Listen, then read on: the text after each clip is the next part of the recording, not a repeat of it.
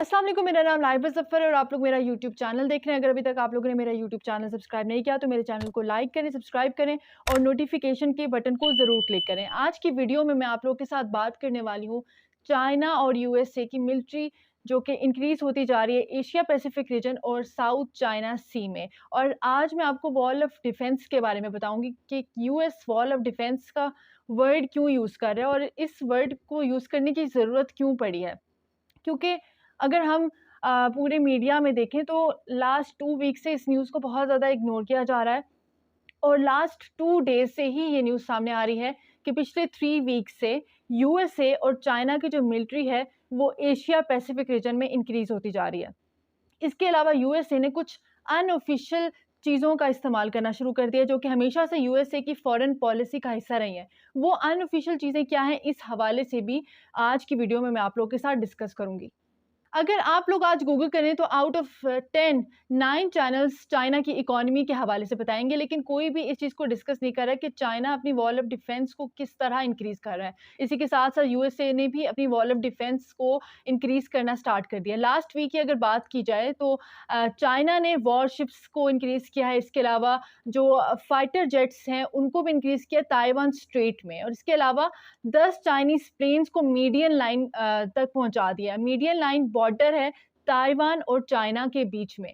इसके अलावा अगर हम बात करें तो कोई भी पॉसिबल रीजंस हम निकाल सकते हैं कि ये मिलिट्री इंक्रीज क्यों हो रही है, लेकिन मिलिट्री इंक्रीज होने के पीछे बहुत सारे मकसद होते हैं। ऑब्वियसली सबसे पहला जो मकसद होता है वो ये कि कहीं से भी अटैक आए तो उसको डिफेंस किया जा सके, और अगर डिफेंड ना भी हो तो खुद अटैक किया जा सके। तो ये एक सबसे पहला पॉसिबल पॉइंट है इस मिलिट्री इंक्रीज का।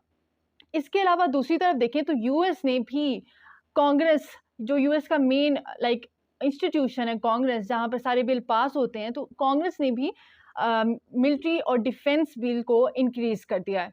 यूएसए की कांग्रेस ने defence budget 847 billion dollars increase किया है। अब ये समझ नहीं आती कि ये बजट किस तरह इंक्रीज कर लेते हैं, वो एक अलग चैप्टर है। इसके अलावा अगर मैं यूएसए की मिलिट्री प्रेजेंस की बात करूं तो सिर्फ साउथ कोरिया में 73 यूएस मिलिट्री बेसिस हैं और 26,000 अमेरिकन ट्रूप साउथ कोरिया में इस वक्त मौजूद हैं। अब ज़ाहिर-सी बात है, अगर आप वर्ल्ड मैप में देखें तो चाइना और यूएसए में बहुत ज़्यादा डिस्टेंस है। तो चाइना को काउंटर करने के लिए, चाइना की मूवमेंट पर नज़र रखने के लिए ऑब्वियसली जो चाइना की नेबरिंग कंट्रीज़ हैं वहाँ पर मिलिट्री बेसिस बनाना यूएसए के लिए बहुत ज़्यादा इम्पोर्टेंट है। तो साउथ कोरिया में तो यूएसए की 73 बेसिस हैं, लेकिन जापान की अगर हम बात करें तो जापान में यूएसए की सबसे ज़्यादा मिलिट्री बेसिस हैं। 120 मिलिट्री बेसिस इस टाइम जापान में मौजूद हैं। इसके अलावा फिलीपींस, कंबोडिया, सिंगापुर, ब्रुनाई और गुआन। गुआन जिसको हम समझते ही नहीं है कि ये एक छोटा-सा जज़ीरा आपको नज़र आएगा पूरे मैप में, लेकिन गुआन में भी बहुत ज़्यादा मिलिट्री बेसिस यूएसए की इस वक्त मौजूद हैं, जो कि सिर्फ चाइना के पर्पस के लिए बनाई गई हैं। लेकिन इस सब के बावजूद यूएस चाइना को कभी कंटेन नहीं कर सकेगा। हमेशा चाइना की मूवमेंट ने यूएसए को परेशान किया है। चाइना ने भी अपनी डिफेंस स्ट्रैटेजी जो है वो डिफाइन कर दी है और क्लियरली बता दिया है कि चाइना कभी भी अटैक नहीं करेगा, लेकिन डिफेंड ज़रूर करेगा अपनी सॉवरेनिटी के लिए। इसके अलावा चाइना ने इंडिया के अराउंड भी अपनी जो मिलिट्री प्रेजेंस है उसको इंक्रीज़ किया। इस पे अलग से मैं एक वीडियो ज़रूर बनाऊंगी, क्योंकि ये एक बहुत बड़ा चैप्टर है और इस पे डिस्कस करना बहुत ज़्यादा ज़रूरी है कि चाइना ने इंडिया के साथ जो चाइना की मिलिट्री इंक्रीजमेंट हो रही है वो क्यों हो रही है, वो भी इंडिया के अराउंड और इंडिया के बॉर्डर्स के अराउंड। यहाँ पर एक और बात भी आती है कि चाइना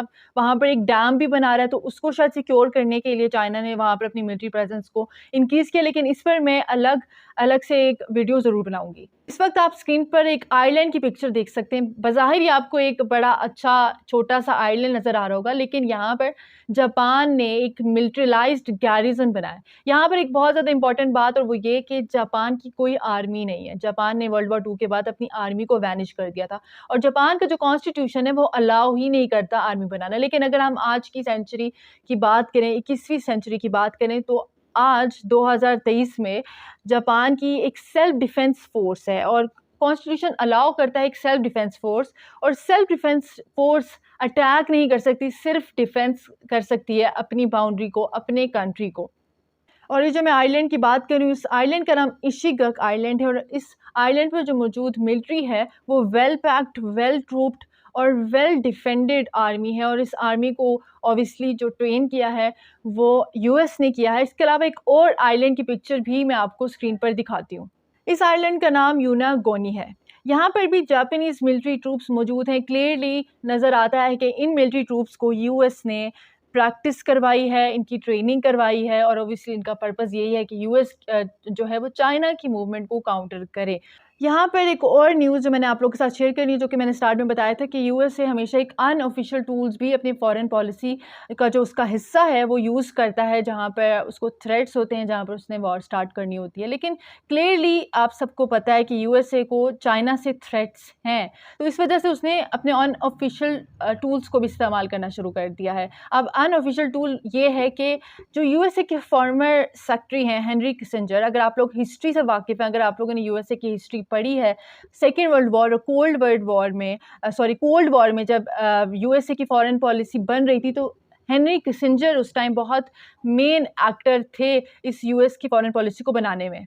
हेनरी किसिंजर जो इस वक्त 100 ईयर्स ओल्ड है और इस वक्त वो चाइना में मौजूद है, और कहा जा रहा है कि वो एक सीक्रेट प्राइवेट मिशन में आए, लेकिन इस बात को जो यूएस के सेक्रेटरी स्टेट हैं वो एक्नॉलेज करते हैं कि हेनरी किसिंजर जो हैं वो चाइना में मौजूद हैं, और कहा यह भी जा रहा है कि वो डिप्लोमेटिक मिशन पर आए हैं। तो इसका मतलब ऑब्वियसली यूएसए जो है वो उन्होंने ऑफिशियली तौर पे भेजा, लेकिन उसको कहा जा रहा है कि अनऑफिशियल विजिट है। जाहिर सी बात है, क्योंकि जो हेनरी किसिंजर हैं वो इस टाइम कोई डिप्लोमेट तो है नहीं, वो फॉर्मर डिप्लोमेट है, और 1970s की दिहाई में वो बहुत ज़्यादा एक्टिव थे।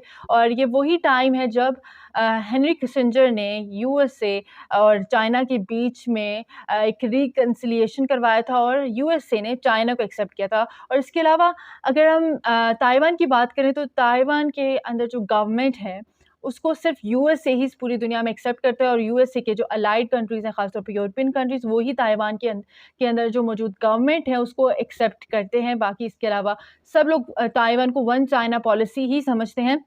इसके अलावा हेनरी किसिंजर का पर्पस क्या है, इस पर बात करते हैं।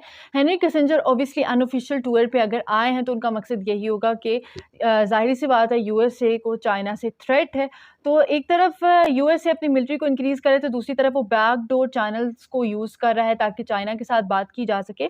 और हेनरी किसिंजर जो है उन्होंने डिफेंस सेक्रेटरी से चाइना के डिफेंस सेक्रेटरी से मुलाकात की है। इसके अलावा प्राइम मिनिस्टर से भी वो मुलाकात करेंगे, और इसके अलावा जो मुख्तलिफ मिनिस्टर्स हैं उनसे भी हेनरी किसिंजर की मुलाकात हुई है। तो ऑब्वियसली इससे साफ-साफ ज़ाहिर होता है कि हेनरी किसिंजर जो है वो कोई अनऑफिशियल टूर पे नहीं है, वो ऑफिशियल टूर पे हैं, और वो कोई सीक्रेट मैसेज लेकर आए हैं यूएसए का चाइना को देने के लिए। अगर इसी तरह की मज़ीद इन्फॉर्मेटिव वीडियोज़ आप लोग देखना चाहते हैं, तो मेरे चैनल को लाइक करें, सब्सक्राइब करें, और नोटिफिकेशन के बटन को ज़रूर क्लिक करें।